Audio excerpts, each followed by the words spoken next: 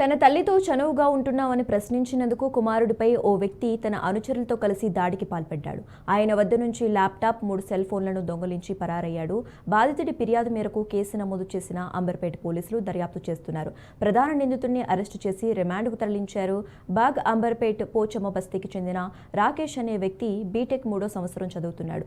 గత నెల 29వ తేదీన రాకేష్ ఇంట్లో ఒంటరిగా ఉన్న సమయంలో 5గురు గుర్తు తెలియని వ్యక్తులు ఇంట్లోకి ప్రవేశించారు.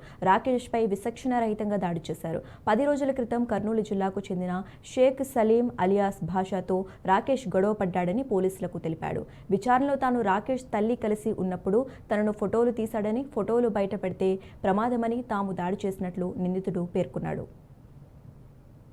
ఫిర్యాదుదారుడైన రాకేష్ యొక్క వాళ్ళ అమ్మ దుర్గాతో పరిచయం పెంచుకొని ఆమెతో పాటు క్యాటరింగ్ బిజినెస్ చేస్తూ ఆమెతోటి చనువుగా తిరగడం వల్ల అది కొడుకు చూసి తల్లితోటి చనువుగా ఉంటున్నాడని అవి ఫోటోలు తీసుకొని ఈ భాషని తల్లితోటి నువ్వు చనువుగా ఉండొద్దు అని చెప్పడం జరిగింది.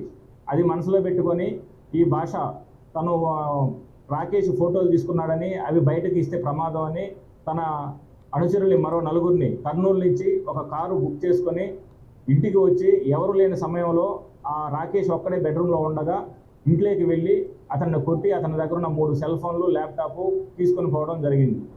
దీని మీద 2వ తారీఖు సాయంత్రం 6 గంటలకి అంబర్పేటలో భాషను అరెస్ట్ చేయడం జరిగింది. మిగతా వాళ్ళు 4గురు కూడా పరారీలో ఉన్నారు. వారిని తొందరలోనే అరెస్ట్ చేసి తదుపరి మీకు సమాచారం ఇస్తాము.